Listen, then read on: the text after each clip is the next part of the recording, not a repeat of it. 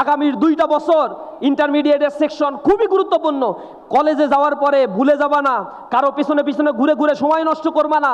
এমন বন্ধু চয়েস করবা যেই বন্ধু এই 2 বছর তোমাকে ভালো পথ দেখাবে। এই 2টা বছর ট্রানজিশনাল পিরিয়ড, মনে রেখো এই 2 বছর পড়াশোনা না করে তুমি যদি মনে করে এমনি এমনি এ প্লাস পেয়ে যাবো, এটা আদতেও সম্ভব নয়। তোমার এসএসসিতে এ প্লাস পাওয়া সর্বশেষ কথা নয়। সোসাইটির অ্যাসপাইরেশন তোমার কাছে এখন অনেক বেশি বেড়ে গিয়েছে। সামনে যদি তুমি ফল করো, বড় ধরনের বিপর্যয় তোমার জীবনে নেমে আসতে পারে। সামনের দিনগুলো আরো কঠিন, আরো বেশি প্রতিযোগিতাময় একটা জীবনের দিকে তুমি ছুটে যাচ্ছ। সেই জায়গায় তোমাকে নিজেকে প্রমাণ করতে হবে।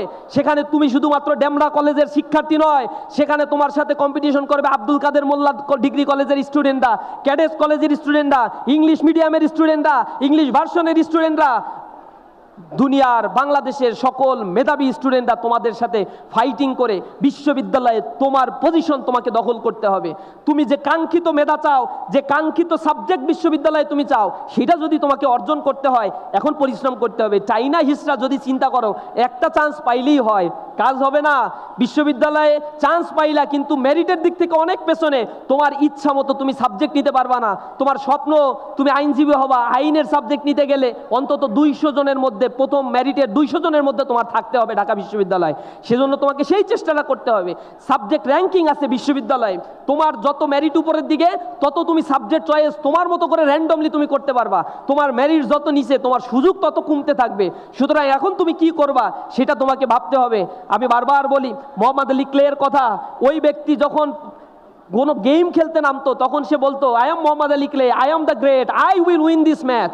সাংবাদিকরা জিজ্ঞাসা করতো, মোহাম্মদ আলী ক্লে আপনি এত কনফিডেন্টলি কিভাবে বলেন আপনি এই ম্যাচ জিতবেন, আর প্রত্যেকটা ম্যাচ আপনি কিভাবে এভাবে জেতেন? তখন মোহাম্মদ আলী ক্লে উত্তর দিয়েছিল যে শোনো, আমার ভিতরে কোনো বিশেষত্ব নাই।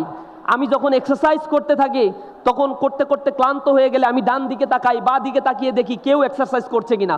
আমি ডান দিকে বা দিকে তাকানোর পরে যদি দেখি 2-1 এক্সারসাইজ করছে, আমার মধ্যে প্রচণ্ড রকমের হিংসা তৈরি হয়।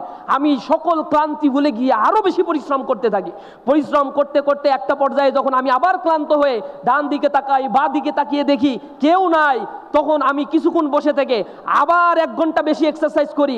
আর আমি চিন্তা করি এখন কেউ নাই, সবার চাইতে যদি 1 ঘন্টা বেশি আমি পরিশ্রম করি তাহলে আমি অন্যের তুলনায় 1 ঘন্টা এগিয়ে যাব ইনশাআল্লাহ। আমি সেই জায়গা থেকে পরিশ্রম করতে করতে আজকে মোহাম্মদ আলী ক্লের জন্ম হয়েছে। সারা পৃথিবীতে আমাকে মানুষ চিনে, কিন্তু এর পেছনে যে কত পরিশ্রম আমাকে করতে হয়েছে এটা দুনিয়ার মানুষ জানে না। তুমি আজকে এ প্লাস পেয়ে এখানে এসেছো, তোমার পরিশ্রমের কথা কেউ জানে না। এ প্লাস পেয়ে এই যে ফুল দিয়ে শিবির বরণ করে নিচ্ছে, শুধু এই স্নিগ্ধ মুখটাই শুধু দেখে সবাই। এর পেছনের কত রাত জাগা ঘুমানো পরিশ্রম, ঘুমহীন কত পরিশ্রম, তোমার বাবা মায়ের খেটে খেটে খেটে কত পরিশ্রম তোমার পিছনে করেছে, এটা আসলে মানুষেরা জানে না। সামনের 2 বছরও তোমাকে সেই দিকে এগিয়ে যেতে হবে। তুমি যদি সফল হও, দুনিয়ার মানুষ তোমাকে নিয়ে মাতামাতি করবে, দুনিয়ায় তোমাকে নিয়ে কথা বলবে, তোমার সব জায়গায় স্পেস তৈরি হবে।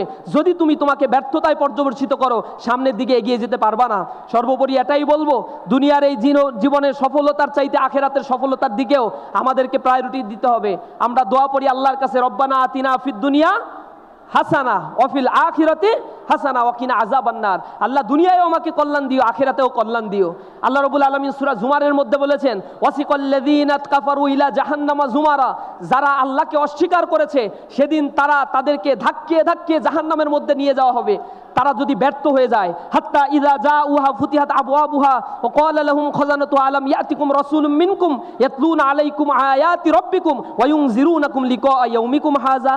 সেদিন তাদেরকে বলা হবে, আজকে তোমাকে এই জাহান্নামে কেন, কে নিয়ে আসলো, এখানে যে আসতে হবে এ ব্যাপারে কেউ কি তোমাকে সতর্ক করে নাই?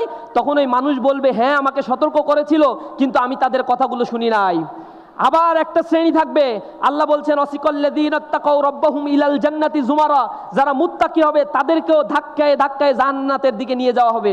যখন তারা সেখানে যাবে তাদেরকে উষ্ণ সংবর্ধনা দেওয়া হবে। হাত্তা ইযা জাউহা ওয়া ফুতিহাত আবওয়াবুহা ওয়া ক্বালা লাহুম খাযানাতুহা সালামুন আলাইকুম তিবতুম ফাদখুলুহা খালিদিন।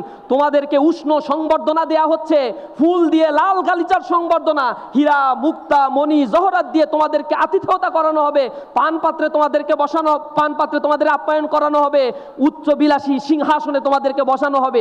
এত চমৎকার আয়োজন শুধু তোমার জন্য করা হয়েছে, কারণ দুনিয়াতে তুমি কষ্ট করে এসেছো।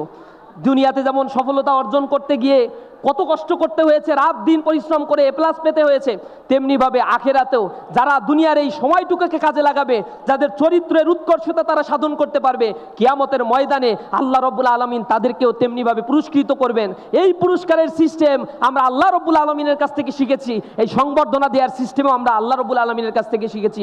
সফল মানুষদেরকেই পৃথিবীতে এবং পৃথিবীর পরবর্তী সময়ে আখেরাতের জিন্দেগিতে তাদেরকে অনেক অনেক বেশি সংবর্ধিত করা হয়। সেই জীবনের উন্নত জীবনের একটি অ্যাসপাইরেশন থেকে তোমাদের কাছে আমরা এই নিবেদন জানিয়ে আমাদের কথা শেষ করছি। আসসালামু আলাইকুম ওয়া রাহমাতুল্লাহি ওয়া বারাকাতুহু।